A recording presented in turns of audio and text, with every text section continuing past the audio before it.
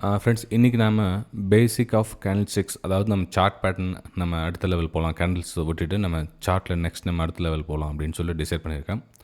சரி, இந்த இன்டர்னல் ஸ்ட்ரக்சர்னு சொல்லுவாங்க, அதே மாதிரி எந்த டைம் ஃப்ரேமில் ஒர்க் பண்ணுறதுன்னு தெரியல அப்படின்னு சொல்லுவாங்க. ஸோ ரெண்டுமே வந்து இந்த வீடியோ உங்களுக்கு புரிஞ்சிடும். ஜஸ்ட் உங்களுக்கு என்ட்ரி மட்டும் கொடுக்குறேன். உங்களுக்கு வீடியோ பிடிச்சா ரெகுலராக சேனல் சப்ஸ்கிரைப் பண்ணி ரெகுலராக வாட்ச் பண்ணிவிட்டாங்க, உங்களுக்கு நிறைய விஷயங்கள் புரிய வரும். சரி, இப்போ நம்ம ஒரு ஹையர் ஐ ஃபார்மேஷனில் ஒரு மார்க்கெட் மூவ் ஆகுதுன்னு வச்சுங்களேன். இப்போ இந்த மாதிரி மார்க்கெட் மூவ் ஆகுதுன்னு வச்சுக்கலாம்.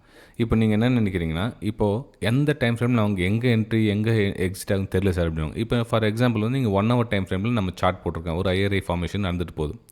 ஓகே, ஸோ இது டைம் ஃப்ரேம் ஷிஃப்ட் பண்ணிவிட்டு நீங்கள் பார்த்தீங்கன்னா இதுக்குள்ளே இந்த பேட்டர்ன் இந்த மாதிரி மூவ் ஆகிறத பார்க்கலாம். இதுக்குள்ளே ஒரு ஹையர் ஐ லோ ஃபார்மேஷன் நடக்கிறத நீங்கள் பார்க்கலாம். இது வந்து ஒரு அப் ட்ரெண்ட் ஆகும். ஸோ இது உங்களுக்கு வந்து இந்த இடத்துல திரும்ப வந்து இது வந்து டவுன் ட்ரெண்டாகவும் தெரியும். ஓகே, எந்த பெரிய டைம் ஃப்ரேமுக்குள்ளே இவ்வளோ விஷயங்கள் நடக்கிறது நீங்கள் அப்சர்வேஷன் பண்ணலாம். இதை நீங்கள் கவனிச்சாதான் நீங்கள் எந்த டைம் ஃப்ரேமில் நம்ம இருக்கிறோம், ஸ்மால் டைம் ஃப்ரேம் இருக்கிறோமா ஹையர் டைம் ஃப்ரேமில் இருக்கிறோம்னா விஷயம் புரிய வரும். ஸோ இந்த சின்ன சின்ன விஷயங்கள் புரிஞ்சுக்கிட்டால் தான் உங்களால் மார்க்கெட்டில் சர்வைவல் பண்ண முடியும். அதாவது அப்பர் டைமில் சிங்கிள் லைன் போகிற மாதிரி தெரியும். நீங்கள் அப்படியே ஷிஃப்ட் பண்ணிவிட்டு ஸ்மால் டைம் ஃப்ரேம் பார்த்தீங்கன்னா அதுக்குள்ளே ஒரு ஹையர் ஐ ஃபார்மேஷன் நடக்கிறத நீங்கள் பார்க்கலாம்.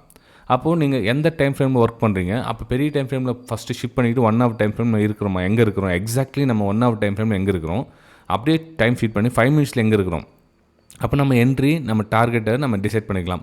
இப்போ நம்ம ஹையர் டைம் ஃப்ரேமில் இருக்கிறோமா, ஓகே ப்ரைஸ் திரும்பிடுச்சா நம்ம எக்ஸிட் ஆகணும். இல்லை நம்ம ஹையர் டைம் ஃப்ரேம் தான் போயிட்டுருக்குமா, அப்போ ப்ரைஸ் கரெக்ஷன் வாசோட நம்ம பயப்பட வேண்டிய அவசியம் கிடையாது. ஏன்னா ஸ்மால் ஸ்டாப் லாஸோடு நம்ம எக்ஸிட் ஆகிடலாம். அல்லது ஹோல்ட் பண்ணணுன்னா அந்த ஹோல்ட் பண்ணுற திறமை வந்து உண்மையிலே நம்ம டவுன் டர்னில் வந்து ஃபார் எக்ஸாம்பிள் நீங்கள் வந்து ஒரு பை எடுத்துட்டீங்கன்னு வச்சுக்கலாங்களேன். இப்போ அப் டர்னில் இங்கே பை எடுத்துட்டீங்க. இப்போ ப்ரைஸ் வந்து ஒரு லோ கட் பண்ணி ஒரு லோ பிரேக் பண்ணி கீழே வருது.